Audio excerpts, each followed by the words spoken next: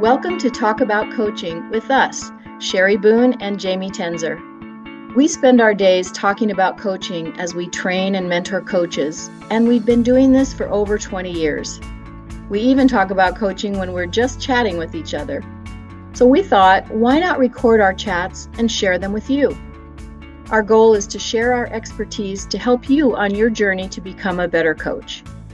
And we'll share ideas that you can take and try on to see if they work for you. We hope you'll find value, and if there's a topic you'd like us to talk about, please let us know. We can be reached at coachcachet.com.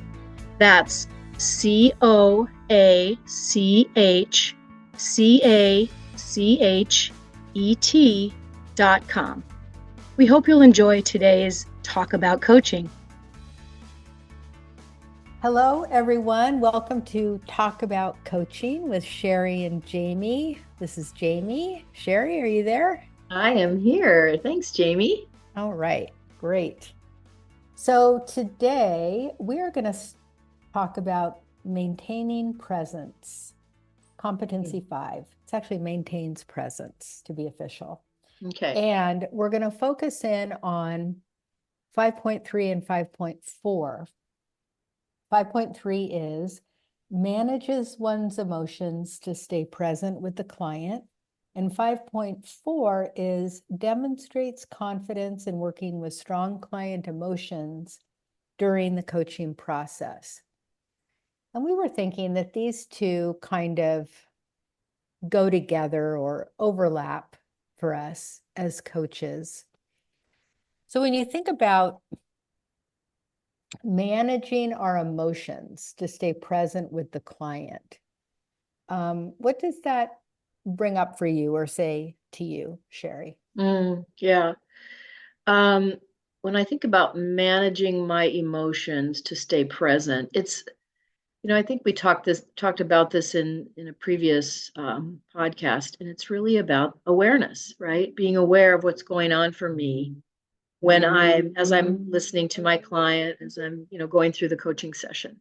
So being really aware of what's happening with my emotions. Am I getting, triggered in some way? Am I finding myself becoming irritated or maybe even angry? Or am I becoming sad or overly happy? I mean, what are the emotions that I'm experiencing as I'm listening to my client? So it's about awareness and noticing what's going on for me, and then accepting it, noticing it, but then in a way putting it to the side so that I can continue to be very present to what's going on for my client. What do you think about that, Jamie? Well, a few thoughts, but one thought I had, as you said, about putting it to the side. So, because we do need to do that in order to stay present with our client.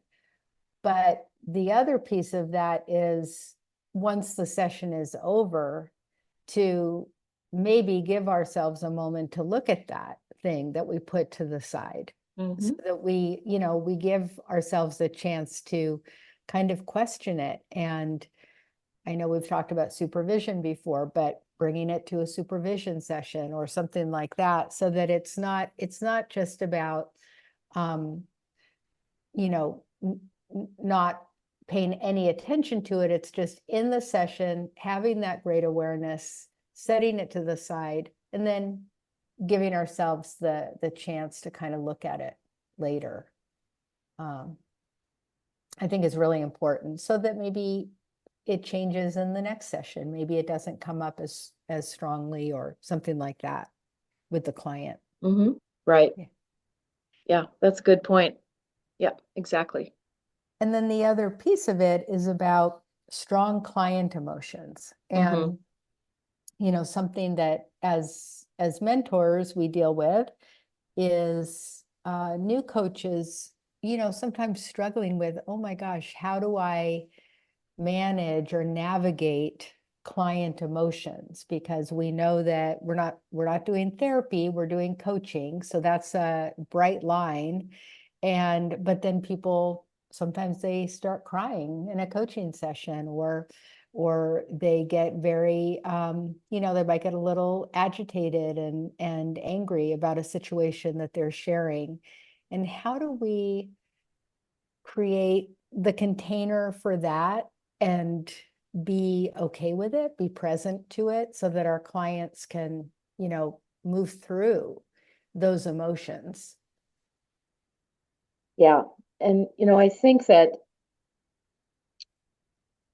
it really comes to how comfortable one can be as a coach with witnessing someone else's emotion without, jumping in, without over empathizing or, soothing or, validating. How comfortable can you be as a coach to be the witness, to hold the space, to recognize that your client is experiencing this and you're there, you're right beside them, but you are not participating with them, in that particular emotion. So it's the ability to be comfortable though, in that role, really, in that moment of when your client is experiencing some emotion like that, to be comfortable enough to hold that space and allow whatever needs to happen for your client. Mhm. Does that make sense what I just said, Jamie? Yeah, yeah, it does. And I think, maybe it's not that easy for us in general as human beings to Right. just be with someone who's really, really sad and crying. And Mhm. we don't want people to have difficult feelings. It doesn't feel good, Right. and coaches, inherently really care about their clients. So I think it has something to do with actually reframing how we view that, how we view our value in that situation, the value of not comforting, but really being present and accepting, so that the client can, as you said, whatever happens, happens. But it's not our emotion Mm. to, Right. to have or fix or change. Hmm. Yeah. And that's a real key, what you just said. It's not ours. Yeah. That recognition, that understanding that this is not our emotion. This is not my emotion as a coach. Yeah. But what a gift to be able to just be present with somebody Hmm. in those moments. Yes. And it's really, I think, highly skilled coaches are able to do this so well. Mhm. Mhm. Yeah. Yep, I agree. Yeah. Absolutely. Beautiful. Ooh, that gave me chills. That's a good one. Yeah, Okay. Well, did we do it on this one? I Oh think. no, I'm going to burst into tears. Are you Oh, going to be okay with that? I'm going to be okay with that.